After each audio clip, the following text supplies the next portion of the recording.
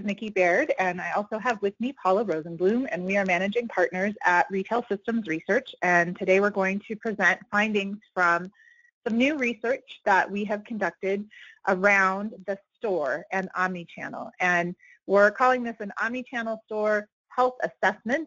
And we did find in the course of this research that really only the strong are positioned to survive. But we do have also a lot of recommendations and a lot of insights for how retailers can become much stronger in their store health. So let's go through our findings. So first, we want to start with our new methodology, which is called START. This methodology is being applied specifically to the store today, but you will very likely see other areas of the business that are a focus of START from us in the future. But what we found is over the years, we have spent a lot of time looking at retailers through the lens of our BOOT methodology, which really focuses on the alignment between business strategy and technology investments, but does not necessarily go into a lot of detail for execution. And so we wanted to develop a new methodology that really helped us dive deeper into the execution side of the business. And we looked at store first because we just hear so much from our retail audience that the store is the part of the business that is currently the most challenged or that they're the most worried about. We also hear a lot of, everything is really important in the store. So how do I prioritize this? How do I focus on the things that are going to matter most that will help my stores survive? So we do expect to cover most functional areas in retail, but the store is definitely the most important today. Our objective is really to help retailers figure out where to begin with transforming stores, whether they're moving in the right direction, whether they're moving fast enough. I think that one is critically important. And then most important is how to find opportunities to transform faster and more efficiently. And I think a key area that we really wanted to focus on was realism. The retailers don't have a lot of margin to play with, and part of our mantra as a company is to be very, very pragmatic. So we wanted to make sure that the recommendations that we were making and the advice that we were giving to retailers was really based in a sense of what retailers are really able to execute in stores and how they could do that in a way that keeps them successful. So what we're presenting today is an aggregated view across all retailers. Our intention, though, is to provide a tool for individual companies to use so that you can go and take an assessment against this aggregated response and get an idea for where your stores fall and how healthy your stores are and ready for omnichannel and the increasing demands that consumers are placing on retailers in the future. And we'll have some information at the end on how you can access that. So what we're going to cover today is our research overview, so kind of why did we focus on this and what's the high level of what's going on in stores.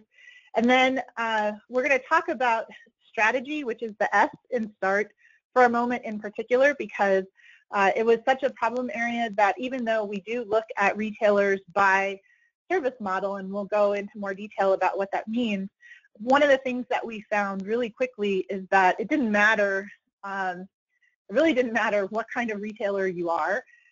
There's really a lot of disconnects out there between what retailers say is their value proposition to their customers and then what they say are their strengths that they're leveraging in order to deliver on those value propositions. So we'll cover that separately, and then we'll dive into the service model. And then within each service model, we'll cover strategy, tactics, an action plan, reworking processes, technology priorities, and then we'll sort of sum it all up at the end with some recommendations.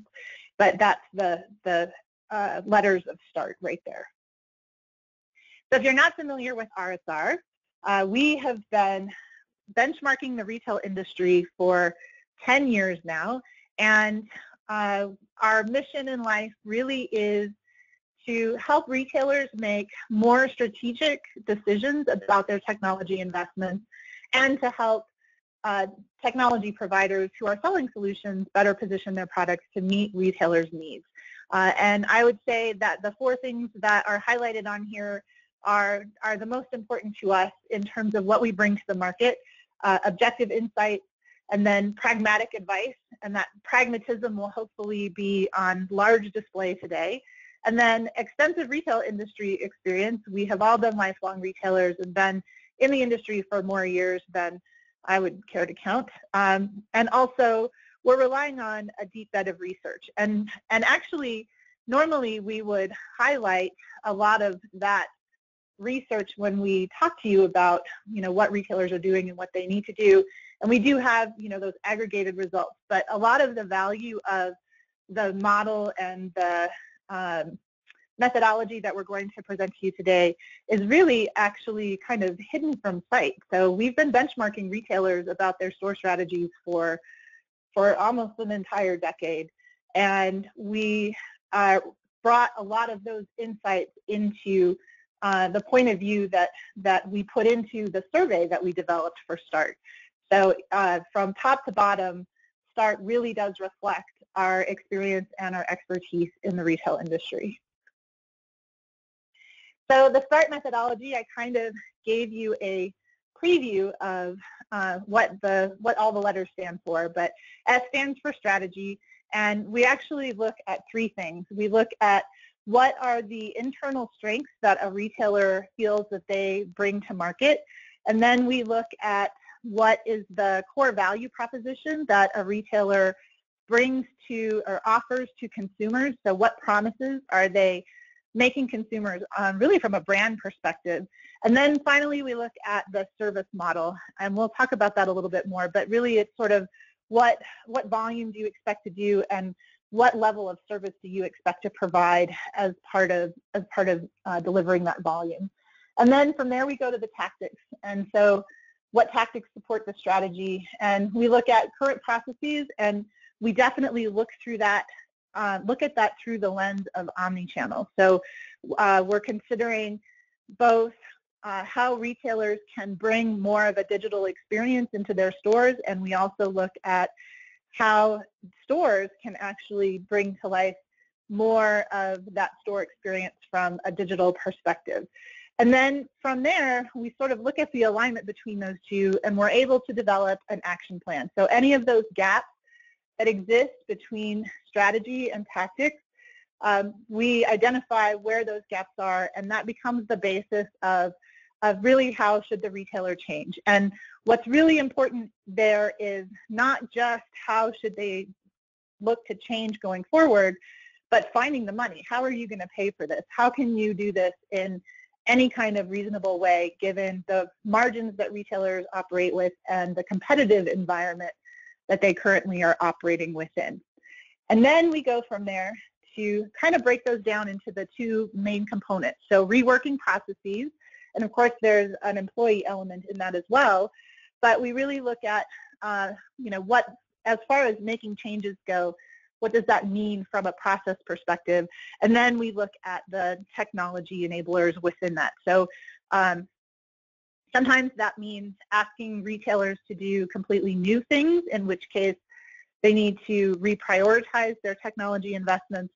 And sometimes we're looking at the priority that retailers have already placed on their technology investments and asking them to realign those priorities. All right, so let's get into the research. So we started out strong with only the strong will survive, and we're not going to let off the gas pedal from that perspective.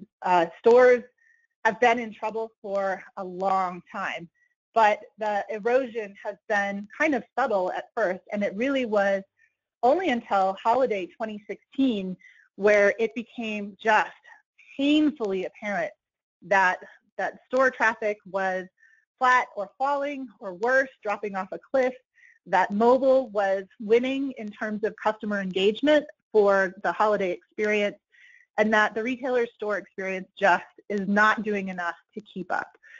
So, we really intend this to be a wake-up call. If you feel like you're doing all the right things for your stores, then unless you really are delivering the results that other retailers would be envious of, you're not doing enough. And the irony is that with all of those challenges, or with that context around this, stores are still a key contributor to retail performance. In fact, it's the strongest contributor to retail performance, especially if you are an omnichannel retailer. Online can be a challenging place for you to make money. Stores are where most of the transactions happen, and it's still where most of the profit is to be made. But the other challenge with stores is that they take a really long time to change. Most retailers I know could not completely remodel their fleet of stores, especially if they're nationwide or global, could not remodel their fleet of stores in less than 5 years. So at the rate of change that technology is driving consumer behavior, retailers don't have that long to figure out their stores. They really need to get moving now. So as I said, stores matter. We asked our respondents to characterize how stores contributed to their company performance last year, and 69% said that it helped their company performance. And another 25% said, it was, sort of break even. And really only 6% of respondents said that stores actually hurt their company performance. So, stores still make a lot of money in retail. All right, so let's talk about strategy before we get into each of the service models. So anytime you're looking at tactics or execution, even if you think your strategy is set and strong and great, it's still always worth a gut check. And I think one of the things that we learned in this research is that retailers really need this gut check when it comes to stores. I think a lot of retailers are assuming that their strategy and how that strategy is executed in stores is actually highly aligned, and the reality that we found is that they are not. So I said at the beginning that we look at 3 contributors to store strategies, and the first is the value proposition. It's the promise that retailers are making to consumers. Are you a lifestyle expert, or are you a low price leader? And then core competencies. These are the internal strengths, the strengths and advantages that retailers have internally that they can leverage to deliver on their promises. And then finally, the service model, how they actually deliver on those promises to consumers, and in this case, specifically through stores. Some of the things that we found is that retailers are overly fixated on price. That's no surprise. If you read any of our other research, you'll find that when retailers talk about their business challenges, consumer price sensitivity, consumer price transparency are all issues that tend very high towards the top of the list. But even more surprising for us is the fact that their core competencies seem to have no relation to their ability to deliver low prices. And in fact, some of the things that in the aggregate retailers said were their internal strengths actually can undercut on their ability to promise low prices. And then their service model often offers very little rationality in how their value propositions or core competencies can actually be delivered to consumers. Why would a low volume, high touch retailer who typically is luxury or high-end apparel, for example, why would they want to be a low price leader? So here's the summary of the results from the survey around value propositions. So the top 2 chief value propositions to the consumer, and we did ask retailers to kind of lifeboat and only pick 2, so you can't pick all 8 of these, was low prices and convenience, which for a lot of retailers is fine. If you're a high volume, low touch retailer, low prices and convenience make a lot of sense. But what was really surprising for us was the 6% at the bottom. Only 6% of our respondents, including the low volume, high touch retailers, said that one of their chief value propositions to the consumer was lifestyle expertise. And frankly, that's just shocking, especially if you're a branded, manufacturer, vertically integrated retailer. Your brand value is lifestyle expertise. There were far more retailers who took this survey who really should have said lifestyle expertise and actually did, and that was very disappointing. And then in terms of competitive advantage, so remember, low price and convenience were the value propositions that most retailers said were their value propositions to consumers, but powerful brand marketing and superior product design top the list as the top two sources of competitive advantage. And even in a scenario where a retailer is spending all of their marketing budget on promoting their low prices, I would argue that that's not powerful brand marketing per se. You're not talking to the market about how you are able to deliver low prices. You're just saying, I have this product for $3.95 and you should come buy it from me. And that to me is not powerful brand marketing. And yet a large plurality of respondents said that that was at the top of the list of a competitive advantage. And then in what situation would low prices and convenience as a promise to customers result in a retailer who wanted to focus on superior product design as one of their competitive advantages, as one of their core competencies? There's very, very few situations that I can think of where superior product design really is going to help you deliver on those value propositions. If you're going to invest in product design, you want to be able to recoup that through being able to have a higher margin that justifies that investment in product design.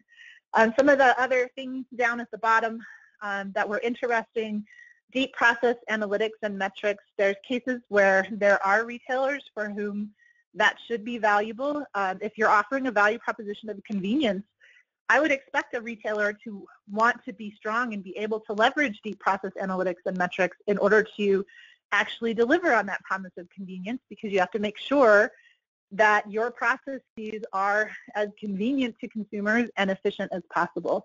And clearly that was an area that very, very few retailers valued. So, and then finally, the third component of strategy is the service model. And we asked about three. So high volume, low touch. Those are your grocers, your high volume general merchandise kind of retailers. And then low volume, high touch. Those are your luxury retailers, jewelry, high-end apparel, those kinds of categories of goods.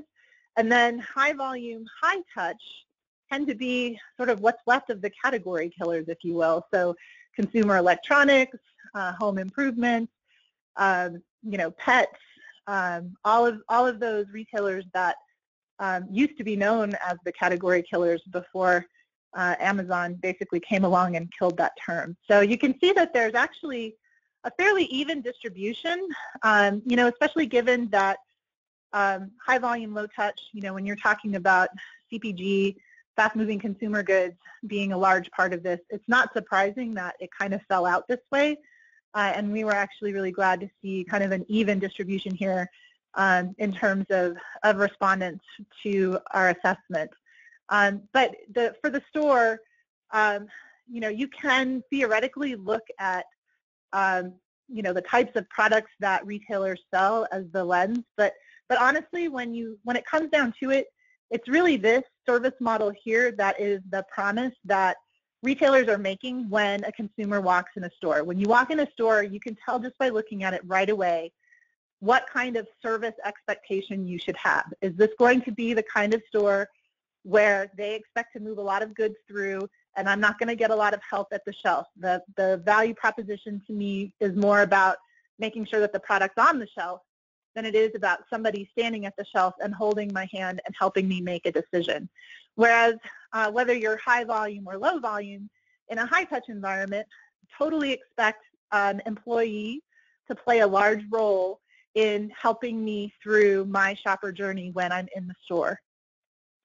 And then, of course, low volume is a different standard of service, even from a high volume perspective. But that's kind of how these three service models break down. And so this is the way that we looked at the results. Everything that follows from here will focus on the service model first, and then we'll look at the results through the lens of that service model. But we wanted to make sure that you had kind of an understanding of why we did that and how many retailers fell into each of these categories. So wrapping up the strategy section, when we looked at combinations of value propositions and core competencies, we just found a huge number of disconnects, a really dismaying number of disconnects. You know, the retailers who promise low prices are primarily planning on supporting that through powerful brand marketing and superior product design, and that just makes no sense. A promise of convenience, they felt the retailers who said that they were making that promise of convenience, their top internal core competency was a strong merchandising function. And while, you know, you can make a case for merchandising playing a role in delivering convenience, you know, they're really an adjacent delivery method of convenience compared to the kind of service that a customer would get in store. Can you speed me through checkout? Can you speed me down the aisles? Can you make it easy for me to select products? You know, those are much more factors of convenience.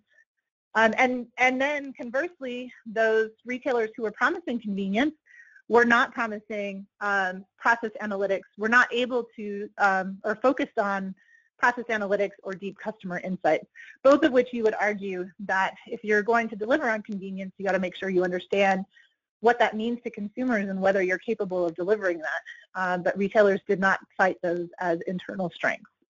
And then retailers promising customer service did not see differentiated customer service as a core competency or deep customer insights. And retailers promising high product availability didn't see supply chain efficiency or agility as internal strengths.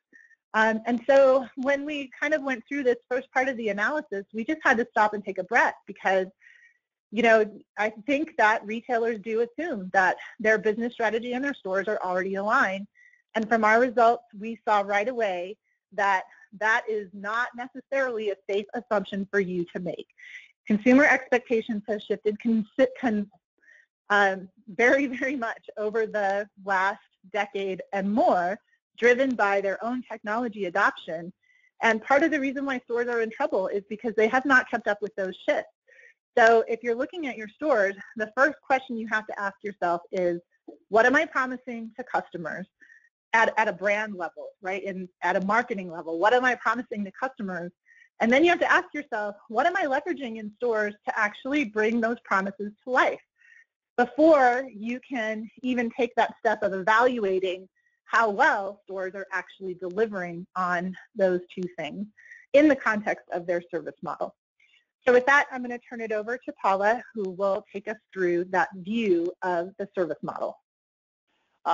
Before I go into this, I want to emphasize again that in the START model, we will tee off of different items as the primary driver depending on the area that we're evaluating. So in other words, you haven't heard much about what somebody sells in the course of Nikki's overview, and that's because as she rightly said, and I want to say it again, when people walk into your store, they have an expectation of an experience based on how you have positioned yourself as either a low-volume, high-touch retailer or a high-volume, high-touch retailer or a high-volume, low-touch retailer. In some, they expect to speed through that there's mammoth numbers of checkout stands across the front, very little human interaction. They expect products to always be available. It's a very different model. If we were talking about merchandising, we would look at this through a very different lens. So with that in mind, thinking about the store, we're going to start out talking about low-volume, high-touch retailers. And what we found here is probably I think the most disconnects of the three types of retailers. There were big gaps. There was a lot of work. There is a lot of work needed. And Nikki did some very cool things here around circles to help define competency, incompetency, efficiency, and efficiency. And so if we take a look here in the overview, and we'll get into this in detail, strategy-wise, we found it somewhat competent in their value proposition and competitive advantages relative to the service model. Tactically, we found some real issues. It was inefficient. And there's a real problem, and we'll get to it deeply, with how to engage employees that are going to be sort of the tip of the spear in a high-touch environment. So then we came up with an action plan. And what we really prefer to do in these models is, along with finding places where you have to spend money, is find places where you're going to be able to take it away. In at least one of the other two models, we found areas of inefficiency where we could pull money out. We didn't find much, unfortunately, in this model. This model is kind of demanding that to be successful, retailers are going to have to spend more money on a whole bunch of things that we'll get into shortly.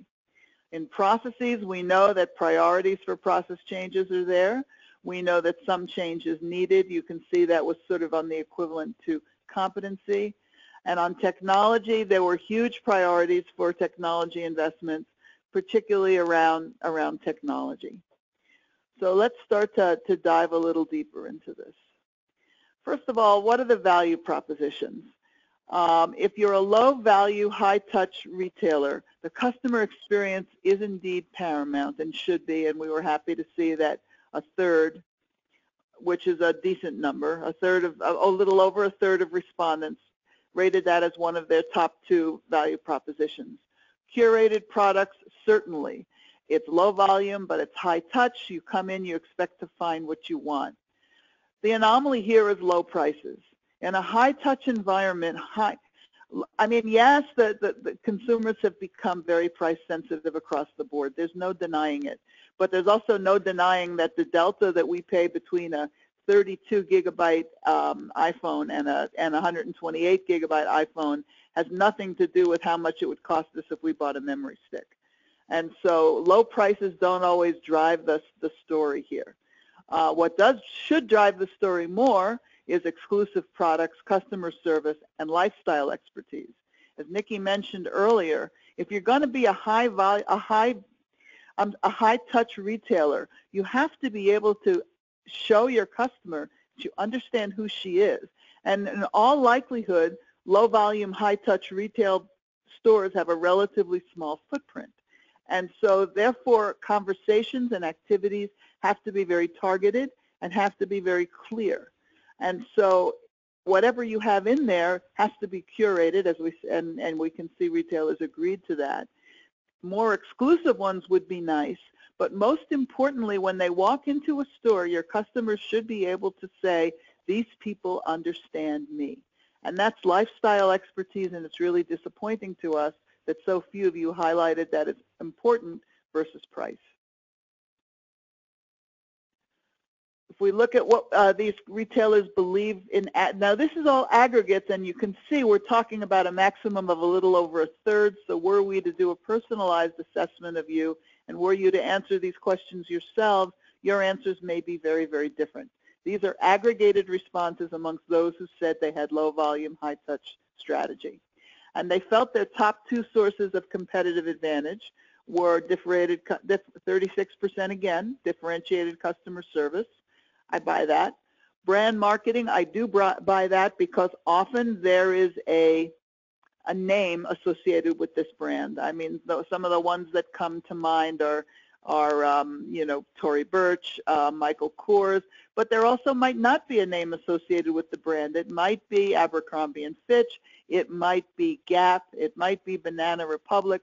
Whatever it is, that brand marketing should trigger something immediately in the mind that actually goes back to the lifestyle story that says, these people understand me, this brand and I are simpatico.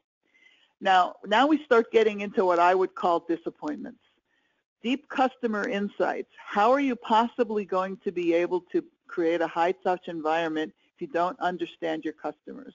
So there's an imperative here that we felt was missing around customer insights.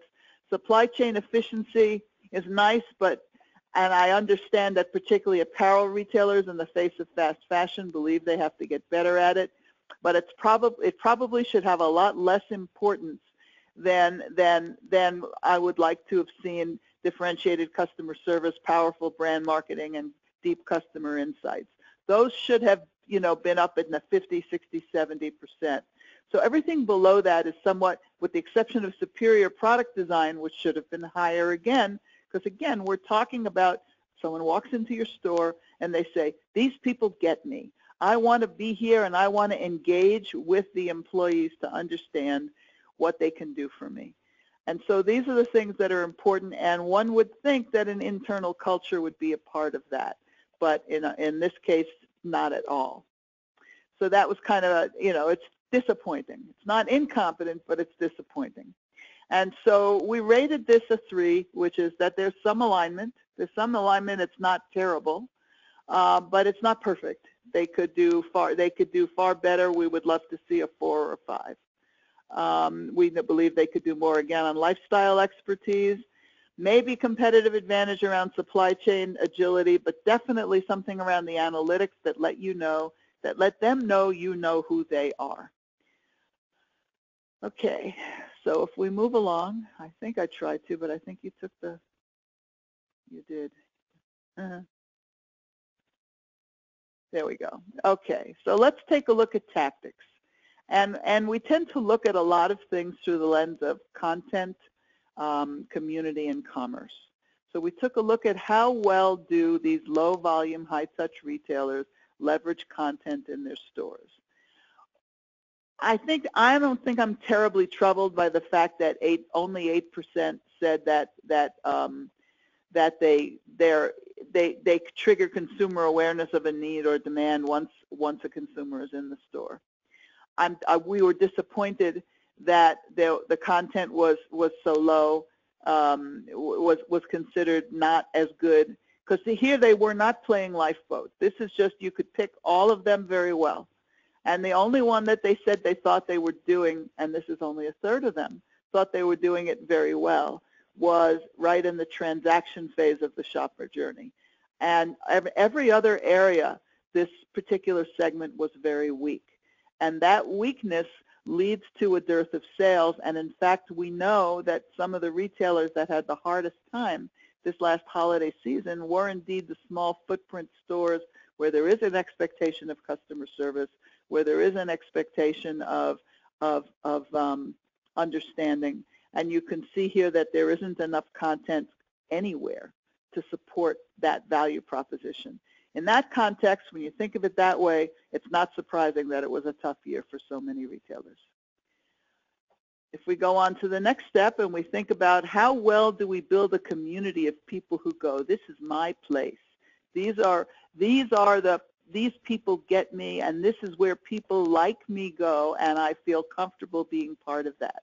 I don't know about you, but when I'm watching TV, I'm always looking to see what kind of phones the actors and actresses have in their hands. And so many of them are holding iPhones of various various brands, various levels, 5, 6s, or 7s. And it tells you that they're trying to imprint into you, these people are like me, they use their phones like me, I should have something like this. So we asked, how many of you low volume, high touch retailers, how many of these functions do you do in stores very well? Really disappointing responses again. Only 8% create any kind of events or services to connect local, like-minded customers to each other. Only 17% do provide any kinds of events or services that support or reinforce the company's primary value proposition to customers. Only 17% also said any kind of education processes, either around product categories or specific products, are done very well. And a quarter said that they felt events or services that help consumers enjoy or maintain the products they've purchased post-purchase, say they do that very well. This is just bad. I mean, I have no other way to say it than that if you want to engage your consumers, if you want to move them from shoppers to advocates, if you want them to come back, if you want to get that elusive in 2017 customer loyalty, it's imperative that some kind of community, some kind of exclusivity around these are my people has to happen, and it's our responsibility as retailers to help make that happen. Okay, so next let's take a look at commerce. And again, this is around content and how retailers support commerce. And you can see here and this is very well documented, we've talked about this a lot, only 43% of the retailers we responded said they have visibility at the store into online availability. Store visibility, and this shocked me, this next one, frankly, that the inability for stores to have visibility into incoming shipments to the store, particularly in a small footprint store where employees are a scarce commodity, and the fact that that only 36% have visibility into incoming shipments. This creates so many different problems. A, it creates workforce scheduling problems. B, it creates customer expectation problems. I would love to be able to say to you, for example, as an employee or as your associate, that I don't have it today, we can order it online, or if you can wait a couple days, it's coming in Friday in the morning. And yet only 36% can do that. That's very disconcerting, and it actually tells me that the industry's gone a bit backwards. Ditto with online visibility into store inventory availability. I don't understand why this number is so low. I think I've got a sense of it, particularly in fashion and in apparel, but overall it just should be higher, and it's that and visibility into other store inventories is starting to become an intractable problem. I suspect it has something to do with the volume of returns and that it's created a certain amount of chaos in inventory numbers that used to be relatively stable. I mean, I came out of this kind of industry, low volume, high touch industry, and we always pretty much knew what our inventory was. It wasn't perfect, but it was close enough. It was certainly close enough to be able to make a promise, to have available to promise, and that's no longer true. And I think it's because omnichannel and lack of solid omnichannel investments and the fact of the number of returns that have been ratcheted up as a result of omnichannel and even on just plain digital sales has created a certain amount of murkiness into inventory visibility. I think it used to be better, and that's rare when that happens. So if we take an overall look on tactics, we found they were down at a 2, inefficient, and I might even place it closer to a 1. There's a lack of focus on non-transactional content, little investment in the store as a community, as I said, and the value of the community is to help build the brand further. And not enough investment in save the sale type activities and not enough visibility to enable them. And there are some things we'll get to in technology that help us sort of sort through how to solve for that. And that was what Nikki was alluding to when she talked about omni-channel investments. So the action plan. Unfortunately, unlike in the other service models, particularly the high volume, low touch retailer, we didn't find a lot of low-hanging fruit in the low-volume, high-touch retail stores. Therefore, we can only say you have to consider payroll to sales investments. One thing that's very important, if it's a high-touch environment, it implies that the employee actually knows what he or she is doing, and therefore it absolutely behooves us as retailers to work to reduce employee turnover. And we all know that that number has been high, and this survey showed us the same, that overall turnover is too high in this kind of environment. Another step in the action plan is to align omni-channel incentives and in-store staffing profiles. And finally, in making employees, this is really important for me, making employees stronger participants in supporting the customer journey in the store. And now when we go through the process reworks and the technology changes, this is going to be how we work through those items. So here we asked, are these planned payroll investments enough? And it's not a bell curve. You know, more are planning to increase than are planning to decrease. But just about half are expecting to keep their payroll to sales ratio the same over the next 3 to 5 years. Absent some very serious process changes and very serious technology changes and dramatic changes in retention policies, this is going to prove to be very challenging. So it's not clear to us at this moment that these planned payroll investments are in fact enough. And I just mentioned employee turnover. We found nothing particularly wrong with the way retailers are paying their employees in these stores. Base pay plus commission 20%, 7% significantly above minimum wage, 40% above minimum wage, whatever that means to you. Nobody said they would own up to paying minimum wage. And then a third are on straight commission, which if you've got the right employee can be a very cool thing. Now here's where it gets disconcerting. 40% said they have under 25% turnover a year. That's a good thing. But everyone else, for 25% and above, 60% are leaving the store every year. Now the problem with that is that means you have to train them, and we know from other studies that, and maybe this one as well, that retailers don't spend a lot of time training their employees, their existing employees. They train some time training their new employees, but there really isn't a lot of rotation. So part of, I think, what we can do to reduce employee turnover is to ratchet up training. It's not just about the money. It really is about retention strategies. Now, we've talked a lot, both here and elsewhere, about how omnichannel has changed the way stores work. And it's changed stores from being an end node in the supply chain to an active node on the supply chain. And we know, in fact, that stores are encouraged to fulfill orders that were generated somewhere else. What really surprised us in this one, and really was disconcerting to us in this one, is that 93% of respondents felt that their employees are spending the right amount of time on orders created elsewhere, but only 67% said they're spending the right amount of time on orders created in their own stores. And 27%, or over a quarter, said they're not spending enough time on their own stores at all. So there has to be some way to reprioritize through incentives and through actions how the store employees spend their time on order fulfillment.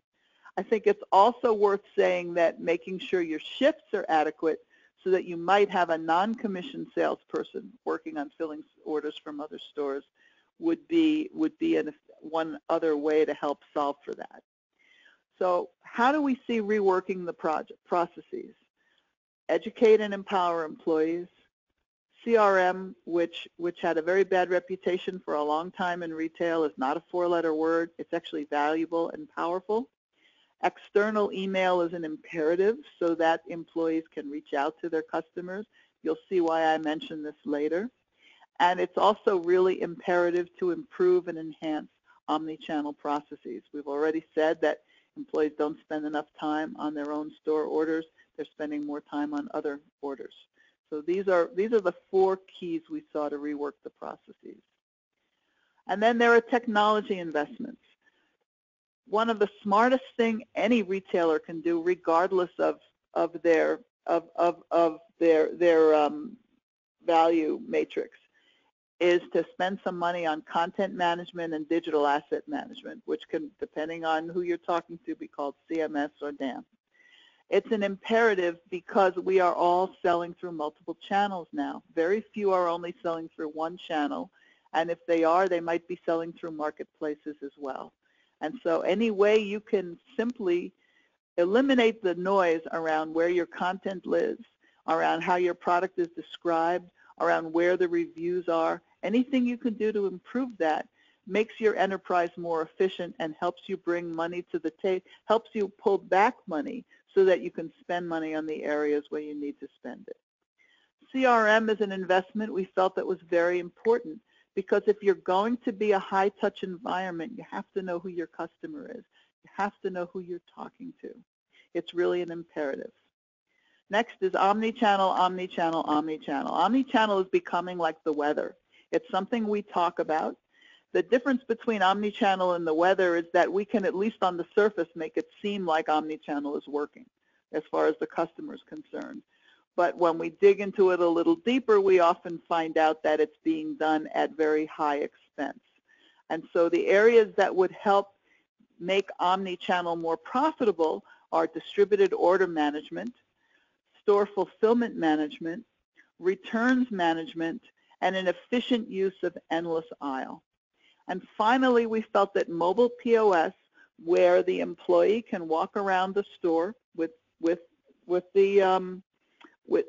the shopper and check her out, wherever she may be, is a real way to make the employee more efficient. I was at a Nike store on Lincoln Road, and it was really kind of neat. The woman who was waiting on me was able to focus solely on waiting on me. Somebody else went and brought the product that I wanted. She was able to identify it on a mobile phone.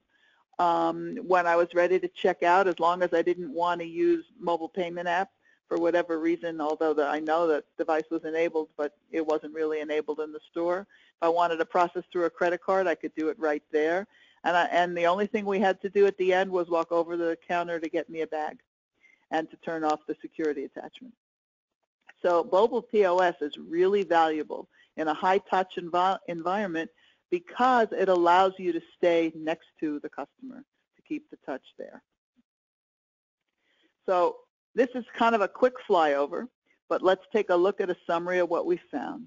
We found that the low-volume, high-touch retailer is competent when it comes on strategy, but we do recommend less of a focus on price, more of a focus on lifestyle expertise, some more focus on supply chain agility rather than efficiency, omnichannel, and ultimately returns. Returns management in low-volume, high-touch retailing, I think, is becoming chaotic, and I think is causing a lot of product to be thrown away or hidden in back rooms, never to be seen again. Tactics, we found, were very inefficient, and our recommendations is to invest in content to support the entirety of the shopper journey, enable community to connect around lifestyle expertise or experience. Again, so much of low-volume, high-touch retailing is about, this is people like me. I want to feel like I'm connected here. And focusing on capturing demand no matter how or where it comes from. From an action plan leverage, so far, you know, we have to start to create some leverage, and that's what the action plan is about, is creating leverage. Invest in payroll. Did you cut too much? Everybody in the universe cut payroll in the early 2000s. There are a lot of retailers who recognize they cut too much. We're not so dumb. We get that you have to do it. You have to return it back a little bit at a time so as not to make your shareholders very anxious. Nonetheless, it does have to come back. It's imperative. I can't say it enough. It's imperative. And I know the reasons why we haven't done this, but it's imperative that we address retention issues and also think about succession planning, because we want to really, they live together. You retain employees when they understand they have a future. That requires an investment. I do get that. But the only way that you're going to improve retention, which improves service, which improves your customer, some level of customer loyalty, is to make sure the employee feels positive about what he or she is doing. And the other way to help make the employee feel positive about what she's doing, he or she is doing, is to align incentives and staffing models to focus on the right work in the stores. You don't want a commissioned salesperson to be putting stuff in boxes for another store. It's not the most efficient use of time. You certainly don't want an employee who's on a commission basis to be dealing with receipts or to be rummaging through receipts to find the item that their customer is looking for. So it's pretty imperative that you understand, that they understand in stores when shipments are coming in and what's going to be in them, so that you can have the right employees there to unpack it as fast as possible. Some changes needed in processes around educating and empowering employees. We expect some level of customer resource management, CRM. We would love to see stronger external communication between salespeople and customers. We would like to see fast and flexible omni-channel services so that you can capture and fulfill demand and process returns and minimize returns as best you can. One of the things we talk about a lot is that it's imperative, and this rolls us into technology, it's imperative to understand where demand is generated. Because if you can get your arms around where demand is generated, you can reduce the volume of cross-channel demand fulfillment, which is obviously cheaper than cross-channel demand fulfillment. And so in other words, if someone's in the store and the item they want is in your store, the cheapest thing to do is for them to take it off the shelf, put it on, put it in a bag, take it home. If they order it from a warehouse, the cheapest thing to do is to put it in a box, put it on a truck, and send it on its way. And similarly with returns. If they can return it back to the place they got it from, best thing is to return it to distribution centers because they're built for returns, whereas stores not so much. So finally, that brings us on to technology, and I've already kind of alluded to most of them, and we'll go through them again. Content management system and distributed order management is a must. CRM is a must, and they're not that expensive anymore, neither of them. It's a must. When you get to Omnichannel, distributed order management, please don't build your own. I've actually talked to people who've said, oh, I can build my own for less money. No, you can't. I don't think so, unless you're smarter than I am, and I was a CIO for a long time. Store fulfillment management is the other side of DOM, the other side of distributed order management. Returns management is important. It's only important in that it helps you keep your inventory visibility up and allows you to buy less to make lower investments in inventory. Endless aisle is useful because it's similar to Save the Sale, but a little easier. In a small footprint store, you can offer a broader assortment. And then finally, mobile POS, because it really does help the customer and the associate create some kind of a bond as they walk around together. So Nikki, that takes it back to you. Thanks, Paula. So we do hope that you found this review to be valuable, but you may be thinking to yourself, based on my service model, you know, I wouldn't have answered it that way, or that's not how we do it, or that's not what we're focused on.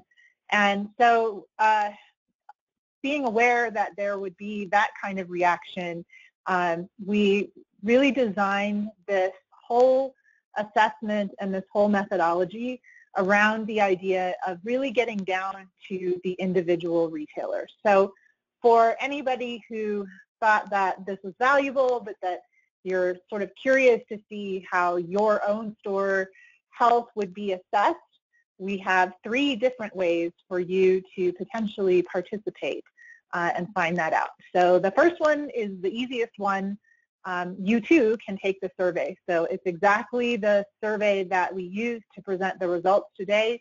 What we presented to you was just the aggregated results of a bunch of individual companies who participated. But what we would present to you as a thank you for taking the survey and for enriching kind of the aggregated results, we would also return to you a PowerPoint file of your personal evaluation, insights, and recommendations. And we've been doing these for a couple of months now, and they tend to fall between 45 and 60 slides depending on you know, where your assessment takes us. We're getting down to where we can turn these around faster and faster, so about 3 weeks before you would get one back. The only downside for you is that our surveys usually take about 10 or 15 minutes, but in this case, the survey is longer. I mean, we're asking you harder questions, and we're asking you to really think about your stores and to provide an honest assessment of where your stores are in regards to how it supports the shopping process and where your technology investments are and how you're investing in people in stores, all of that stuff. So because we're delivering an individual personal results, we ask up front for you to identify your email address and the company that you're taking this survey for, which can sometimes be a little bit off-putting. But if you get into it and you decide, you know what, I don't have the time for this, or you know, this is requiring too much, you know, off-the-cuff knowledge for me, and I don't have all of the things I need to answer these questions, which, if you know your stores well, should not be the case. But if you, for some reason you don't complete the survey, you will not receive your PowerPoint assessment. So you do have to complete the survey all the way to the end in order to get your results. And we put the link right here so that you can actually go and take this survey yourself. And if you want something that's a little bit more in-depth, you know, we sort of joke that the survey is a little bit kind of like those Cosmos surveys in the magazine, you know, what boyfriend is right for you. You know, it only gives you so much. So if you want more, we can do more. And we have 2 ways of doing more. One is sort of a lower level of personal engagement where we would do a week of preparation and then a half-day workshop. And what we would ask for is actually that your executive leadership team all participate in the survey, because it's not just about what the person responsible for stores sees. It's not just, what the CEO sees. It's really how well the executive team has come to a consensus on what stores are there for and how well the organization is supporting their stores or enabling their stores.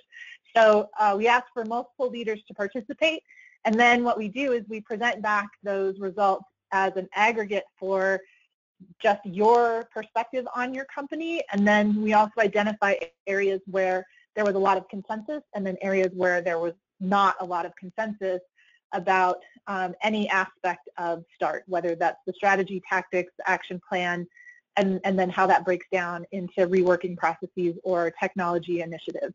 And a lot of times where things really get hamstrung is that you know what you need to do, but you can't decide what order to do it in.